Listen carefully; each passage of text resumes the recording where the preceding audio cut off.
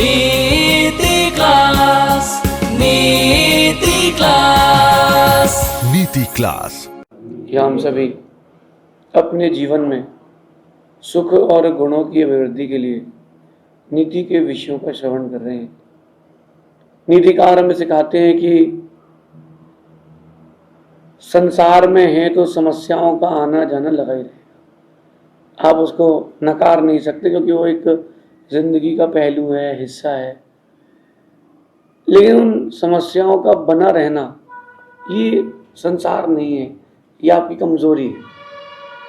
अक्सर ऐसा होता है कि हम छोटे छोटे समस्याओं में व्यथित हो जाते हैं और अपने लक्ष्य को भूल जाते हैं।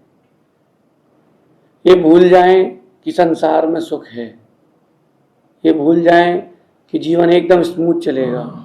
हर किसी के जीवन में कोई ना कोई कष्ट आता ही रहेगा। अब वो कष्ट आता रहेगा और उसको आपको भगाते रहना है। सिस्टम यही है, आपके प्रतिदिन की झाड़ू पोंछे की तरह।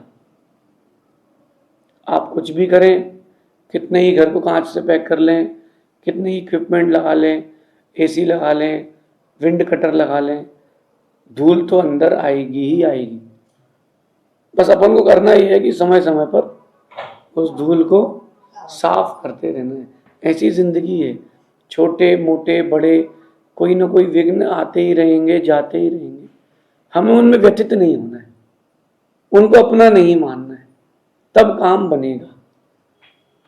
रोड में घूमने वाले हर पहचान के बच्चे से आप कहते हो और बेटा ठीक हो, तू मेरे बेटे जैसा ही है, तू मेरे बेटे जैसा ही है, ऐसे ही कहते हैं। लेकिन बेटे जैसा है, बेटा नहीं है। जैसे आप उसको अपना नहीं मानते हो, दूसरे के बेटे को, दूसरे के घर को, ऐसे ही आपको जो समस्याएं आ रही हैं, विघ्न आ रहे हैं आपके काम में, वो भी आपके नहीं ऐसा मान करके आपको आगे बढ़ना चाहिए।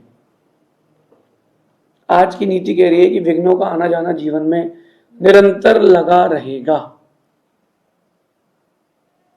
निरंतर लगा रहेगा। बस उन विघ्नों में व्यथित ना हो तो ही आप अपने लक्ष्य को पा सकते हो। कोई भी आपका टारगेट हो, छोटा हो बड़ा हो, बिजनेस से रिलेटेड हो, अध्यात्म से रिलेटेड हो, धर्म से रिलेटेड हो, पढ़ाई से रिलेटेड हो, शॉर्ट टर्म इन्वेस्टमेंट हो, लॉन्ग टर्म इन्वेस्टमेंट हो, कुछ भी हो, आपको व्यथित नहीं होना, उसमें उलझना नहीं है। अगर आप उसमें उलझ गए हो तो बस फिर वो विघ्न आपके हो जाएंगे, आप बाहर नहीं निकल पाएंगे। आपको व्यथित नहीं होना, बाकी चलने देना गाड़ी को। समस्याएं हमारे कारण आती हैं और समस्याएं हमसे ही बाहर जाती हैं। रास्ते में जो भी रुकावटें आ रही हैं, रास्ते में जब भी जो भी रुकावटें आ रही हैं, उन रुकावटों को रुकावट ना मानना, ये सबसे बड़ी कला है। सबसे बड़ी कला। आप देखो, एक व्यक्ति समुद्र के किनारे टहल रहा था, किसी ने पूछा क्या हो गया? बोले तैरना जाना है, तैरने जाना है, बस थोड़ा सा लहरें कम हो जाएं फिर जाता हूं। एक व्यक्ति नदी के किनारे घूम रहा था, उससे कहा क्या कर रहे हो? बोले बस तैरने जाना है, थोड़ा पानी नीचे हो जाए फिर जाता हूं।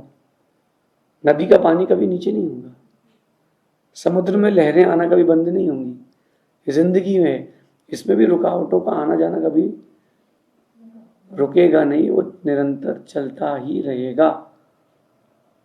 तो रुकावटें आए तो जिंदगी की लक्ष्य के प्रति जो आपकी गाड़ी भाग रही है, उसी गति मंद करो, गाड़ी को जीवन की बंद मत करो। आज अपन बहुत केस सुन रहे हैं सुसाइड्स के। 5 नंबर कम आए तो सुसाइड, थोड़ा प्रेशर आ गया तो सुसाइड। माता पिता को लग रहा है कि हमारे बच्चे पढ़ रहे हैं, बच्चे जा रहे हैं। दूसरी एक बात और है कि केवल पढ़ाई के कारण सुसाइड नहीं हो रही, वो एक बहाना बनाया गया है। वो जो वहां रह करके वो बिगड़ चुके हैं और उस चीज से बाहर नहीं निकल पा रहे, वो भी एक बहुत बड़ा कारण बन चुका है। ये रुकावटें हैं पढ़ाई के पीछे, बिजनेस के पीछे। उन रुकावटों को लाने वाले भी हम हैं, भगाने वाले भी हम होंगे। एक व्यक्ति दुकान खोलता है, रोज 11 बजे दुकान खोलता है और 7-8 बजे मंगल कर देता है। अब कभी उसका मूड होता है तो 2 बजे खोल देता है, कभी मूड होता है तो 9 बजे खोल लेता है, कभी शाम को 5 बजे खोलता है। जो ये व्यक्ति है इसकी कभी कंसिस्टेंसी नहीं है दुकान खोलने में, दुकान चलेगी नहीं। आप अगर घर चला रहे हो, रोटी बना रहे हो, भोजन बना रहे हो, तो आपको उसके भोजन बनाने की प्रक्रिया में कंसिस्टेंसी रखना चाहिए। महीने में 1-2 बार बिगड़ जाए कोई बात नहीं, मानते हैं बिगड़ता है, लेकिन महीने में 1-2 बार अच्छा बने, बाकी दिन बिगड़ जाए, ऐसे में व्यक्ति आपके घर में भोजन नहीं करेगा, बाहर ही जाएगा। कंसिस्टेंसी, रुकावटें जो आ रही हैं उनको भगाने का सबसे पहला एक ही कारण है, आप अपने कार्य में कंसिस्टेंसी रखें। अगर आप रुकावटों को देखोगे तो रास्ते पर ही रह जाओगे, रुकावटों को देखोगे तो लक्ष्य कभी नहीं मिलेगा। चेंज करना पड़ेगा खुद को ही, आज से, अभी से। मेरा मानना है कि आसमान की ऊंचाइयों को वही देखते हैं जिनको ऊंचा उठना है, और जिनको आसमान बनना है वो ऊंचाइयां आसमान की नहीं देखते, वो तो बस चलते हैं। अभी थोड़ा सा पानी गिर जाए, मौसम काला हो जाए, कौवे, चिड़िया, कबूतर, तोते सब भाग जाएंगे, चील उड़ेगा, चील आखिरी समय तक उड़ेगा, पानी गिरते समय भी चील आपको दिख सकता है। ये चील की उड़ान है, उसके पास गति है। क्या ऐसी गति आपके पास है? नहीं है तो फिर आपको रुकावटें फेस करना पड़ेगी लॉन्ग लाइफ। अच्छा, रुकावटें आती क्यों हैं? इसका इंटरनल और एक्सटर्नल बहुत सारे रीजंस हैं। इंटरनल रीजन है वो आपके कर्मास है, वो जो कर्म आप कर रहे हो वो इंटरनल रीजंस है। अब आप बोलो कि अभी तो मैंने कुछ नहीं किया, पहले तो किया है। कुछ लोग कर्म को मानते ही नहीं है। अब जब तुम कर्म को मानते ही नहीं तो करते क्यों? जो लोग कर्म को नहीं मानते उनसे मेरी बात कहना है, एक बच्चा आज ही जन्मा, 6 दिन का है, और डॉक्टर ने कह दिया उसको हाई शुगर है, इंसुलिन देना पड़ेगी। 6 दिन के बच्चे ने ना अपनी माँ को कष्ट दिया है, ना अपने पिता को कष्ट दिया है, उसने भी दुनिया देखी नहीं, कष्ट किसी को दिए नहीं।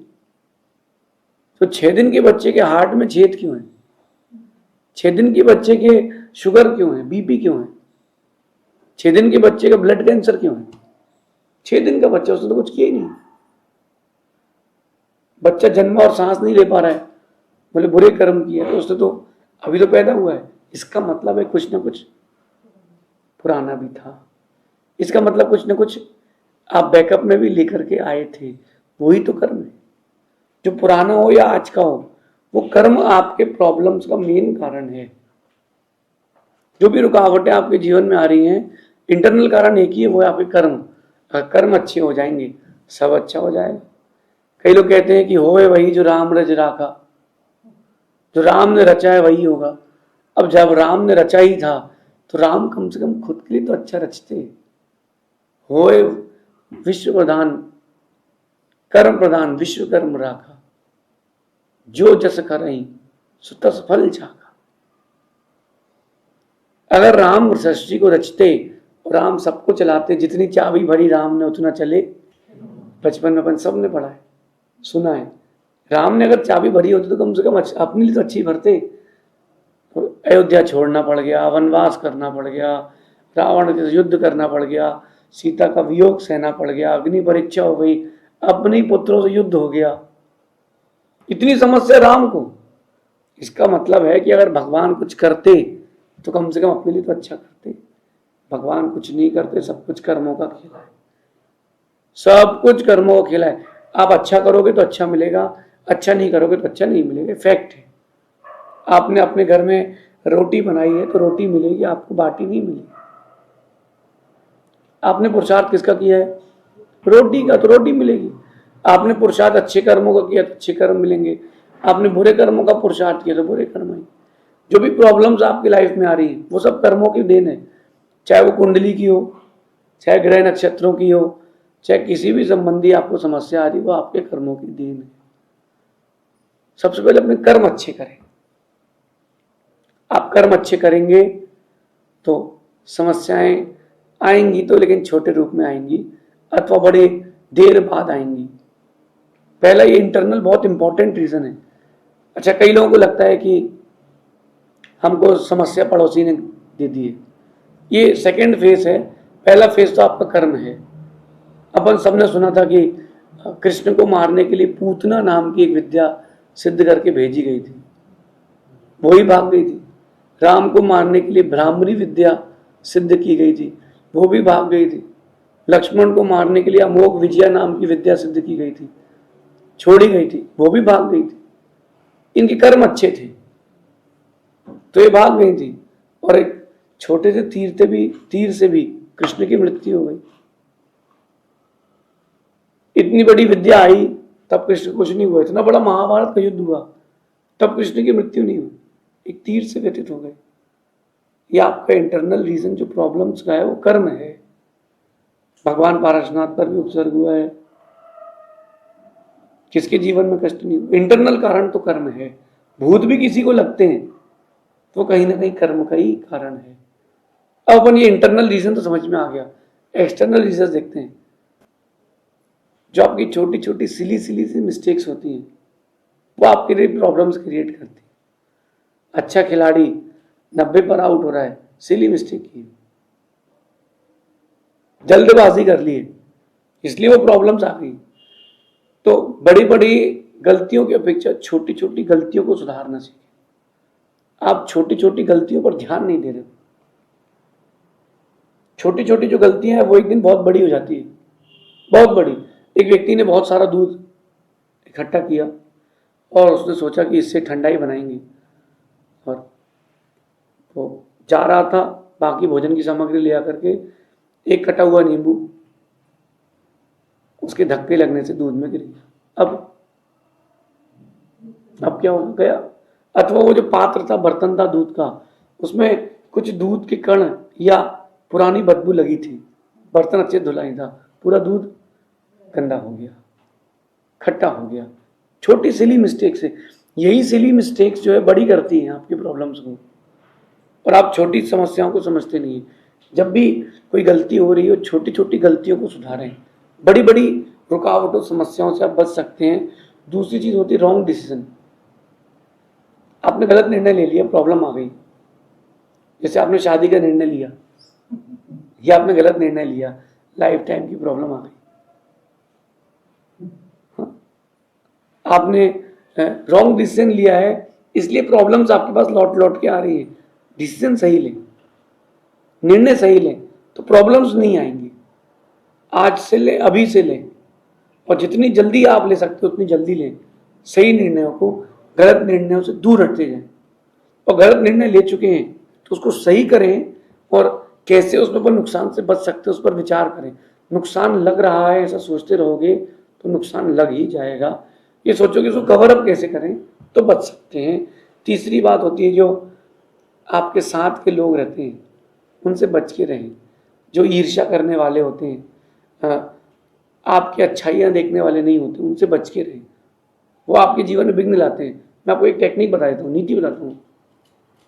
आपको पता है कि कोई व्यक्ति आप पे ऐसा है कि वो उसकी नज़र लग जाती है, वो विघ्न डालते ही डालता है आपके हर काम में। तो जब भी उससे मिले तो रोएं, अरे यार मैंने, जैसे आप माना कि ज्वेलरी चांदी के व्यापारी है तो उसको बोलना कि अरे मैंने अभी लोहा धातु चांदी ली थी, नुकसान लग गया।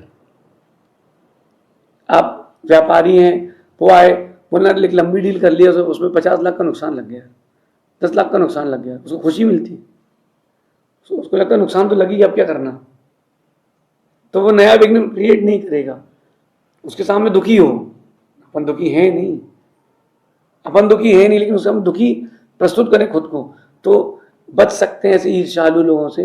वो जो ईर्ष्या करते हैं आपके पीछे, पीठ पीछे, वो भी आपके लिए कई बार विघ्न करते हैं, प्रॉब्लम्स करते हैं। एक और कारण है प्रॉब्लम्स के आने का, वो है कि आप हर चीज को बड़ा लाइटली ले लेते हो,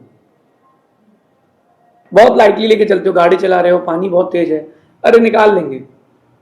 रात को ड्राइव कर रहे हो, कुछ नहीं होगा, चल लेंगे। आप हर चीज को लाइटली लेते हो। हर चीज को लाइटली लोगे तो कैसे काम चलेगा। इंडिया वर्ल्ड कप हारी थी तो ओवर कॉन्फिडेंस से हारी थी, उसने लाइटली ले लिया था। अरे अपन 10 मैच जीतेगा और जीतेंगे, लाइटली नहीं लेना था, उसको हार्डली लेना था। हर दिन हर एक जो नई टास्क आपके पास आ रही है उसको लाइटली मत लो। आप एक रोटी भी बना रहे हो तो उसको लाइटली मत लो। आप कहीं चल रहे हो उसको लाइटली मत लो। आप इंग्लिश का भी एग्जाम दे रहे हो, इज एंड दा लिखना है, पैराग्राफ में से क्वेश्चन आंसर करना है, उसको लाइटली मत लो। आपने लाइटली लिया इसलिए प्रॉब्लम्स खड़ी हुई है। और सबसे लास्ट और मोस्ट इम्पोर्टेंट, आपकी इच्छाएं, आपकी आकांक्षाएं, आपकी आशाएं ही समस्या है। जिस जिसके जीवन में आशा है उसके जीवन में समस्या ही समस्या है। जिस जिसके जीवन में आकांक्षाएं, इच्छाएं, आशाएं नहीं है उसके जीवन में कोई समस्या ही नहीं। एक व्यक्ति ने आश्रम में देखा एक साधु को, पहुंचा, साधु महाराज बढ़िया अच्छे लेटे थे। बोले क्या कर रहे हो? तो साधु पूछता तुम कौन हो? बोले मैं इस देश का राजा हूं। बोले बहुत अच्छी बात है, तो हम क्या करें? बोले क्या कर रहे हो? बोले आराम कर रहे हैं, अभी खाना खाया है, बढ़िया भोजन पेट हो गया, फुल टाइट, अब मैं सो रहा हूं। तो बोले कुछ काम काज किया करो। राजा कहता साधु से, अच्छा। बोले काम काज किया करो, तो काम काज करने से क्या होगा? बोले संपत्ति बढ़ेगी, परिवार बचेगा। अच्छा, उसके बाद क्या होगा? बोले परिवार को संभालेंगे। कैसे संभालेंगे? बोले व्यापार करेंगे। व्यापार करके क्या करेंगे? बोले खूब पैसा कमाएंगे। पैसा कमा के क्या करोगे? आराम करेंगे। तो बोले मैं वही तो कर रहा हूं, तुम घूम के कर रहे हो, मैं डायरेक्ट कर रहा हूं। आकांक्षाएं नहीं हो साधु के पास तो भरपेट भोजन करके वो सो रहा है, और आपके पास आकांक्षाएं हैं तो भरपेट भोजन करके भी आप दुखी हो। प्रॉब्लम्स यहां से चालू होती हैं, आपकी इच्छाओं से। ज्यादा चीजों को हासिल करने के चक्कर में जो रहता है वो भी चला जाता है। मेरा मानना है कि अपने सपनों को अपनी सांसों में रखें, अपने सपनों को अपनी सांसों में रखो, अपनी मंजिल को अपनी हाथों में रखो। हर चीज मिलेगी,